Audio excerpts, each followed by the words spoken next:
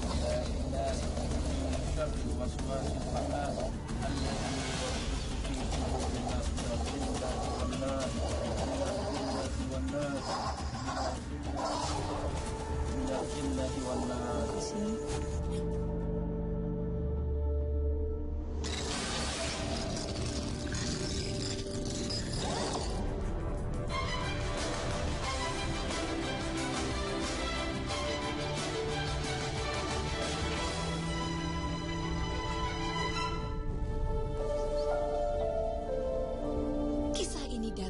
Dusun Kasuran, Sleman, Yogyakarta. Di dusun yang tenang ini tertanam keyakinan turun-temurun adanya larangan tidur menggunakan kasur kapuk. Larangan ini berawal saat Sunan Kalijaga singgah di tempat ini berabad silam. Saat itu beliau kena teluh dengan media kasur. Sejak itu, beliau melarang warga menggunakan kasur. Entah mengapa, larangan ini melegenda turun-temurun sampai sekarang. Bu, saya kan mendengar ya bahwa di dusun ini kan katanya nggak boleh memakai kasur. Nah itu kenapa Ibu? Dulu pernah di sini disinggahi oleh Kanjeng Sunan Kalijogo. Memang pada waktu itu siar agama Islam. Jadi waktu Kanjeng Sunan masuk di dusun ini sudah ada agama lain di situ dan ada juga ketuanya. Oh, iya. Itu namanya Sonson Dalu. Ya, terus karena tidak suka atas kedatangan Kanjeng Sunan itu, lalu kasur yang ditiduri oleh Kanjeng Sunan itu dikirimi santet sama Sonson Dalu itu. Nah, setelah dikirimi santet, setelah Kanjeng Sunan bangun itu badannya panas.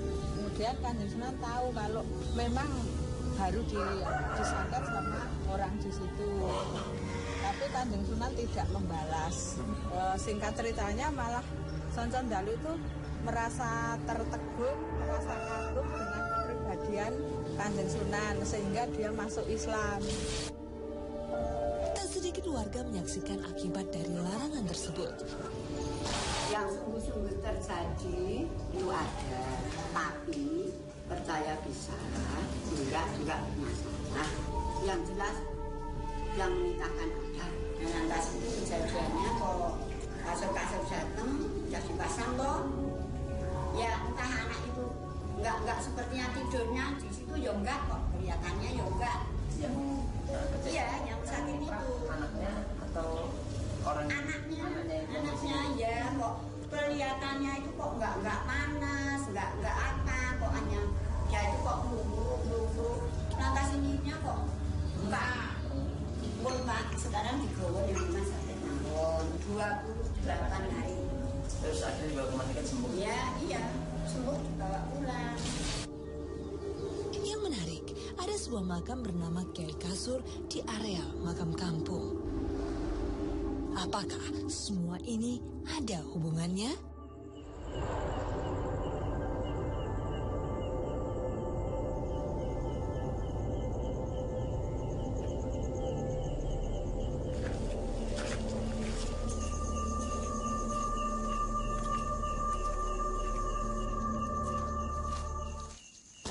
Malam ini kami akan menelisik lebih dalam cerita di balik Dusun Kasuran yang terdapat di daerah Sleman, Yogyakarta. Konon katanya jika ada orang yang memakai kasur di dusun ini, maka akan tertimpa musibah.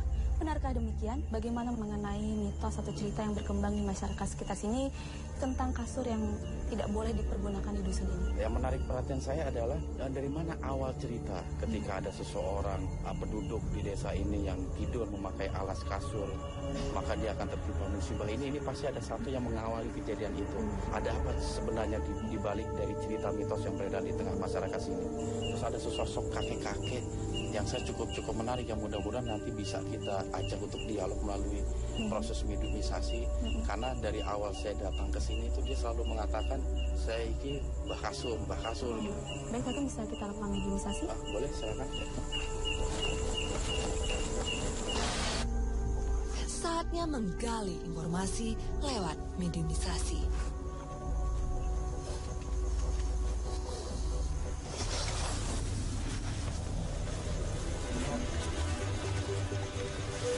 Assalamualaikum. Assalamualaikum. Anda bisa bicara?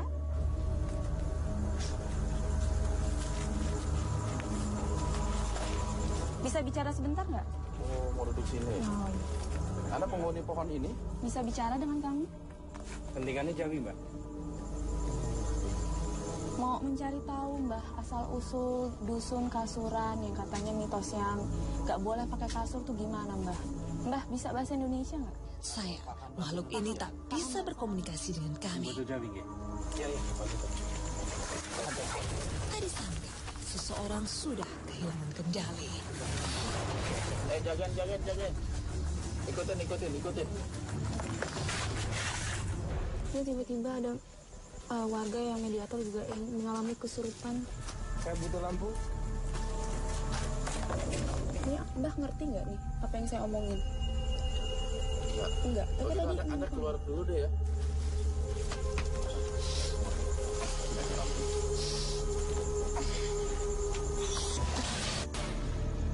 Namun kami melanjutkan mediumisasi. Kali ini ada makhluk garang menguasai raga mediator.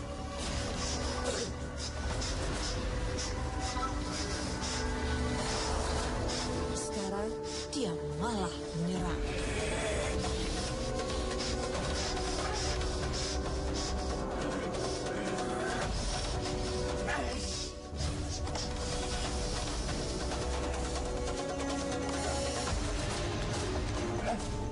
Ya, Assalamualaikum. Bisa tenangkan diri Anda. Kenapa Anda tidak suka dengan kehadiran kami di sini? Ini Anda siapa sih?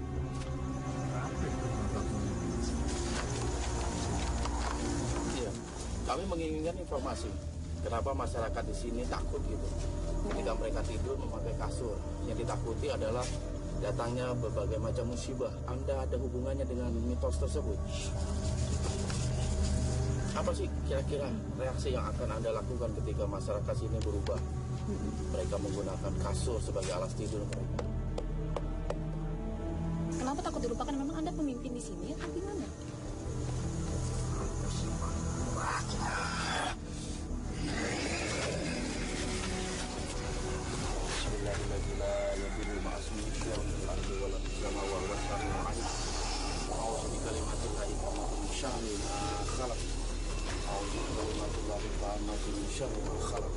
Masas.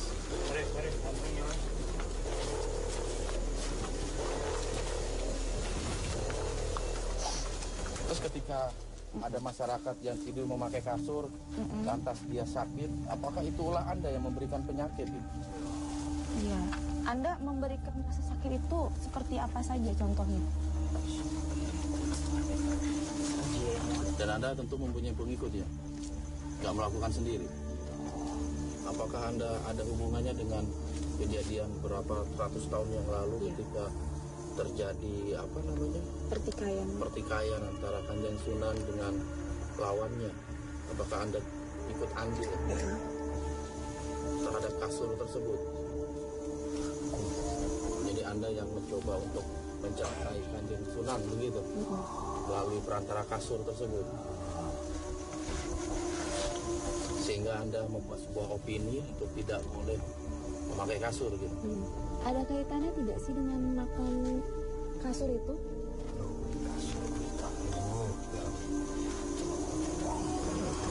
Tapi apa betul kasur itu pernah ditiduri atau dipakai oleh Kanjeng Sunan ketika berada di tempat ini?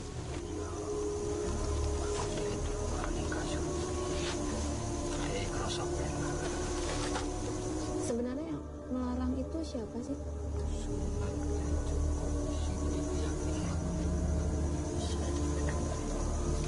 Dan Anda ingin keyakinan itu tetap bersemayam di masyarakat dusun. Dan kalau ketika ada masyarakat yang coba melanggar itu, apa yang Anda lakukan? Tenono, wes sini kaki yo, wes sini kaki.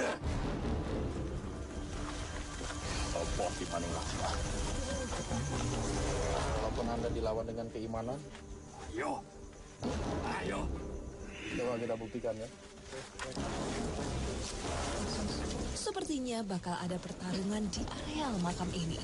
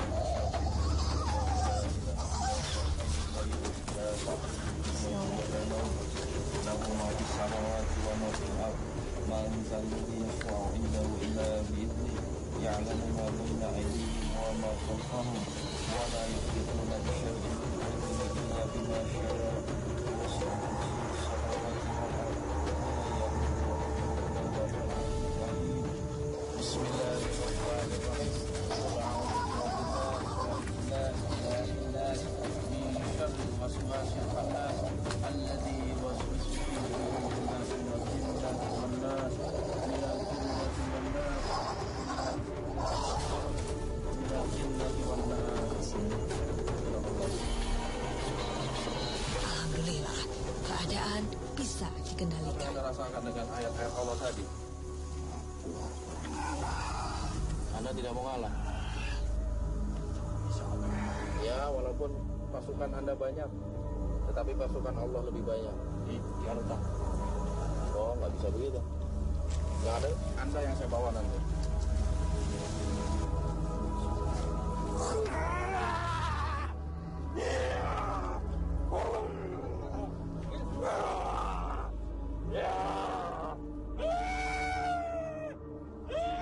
Mediator pun disadarkan.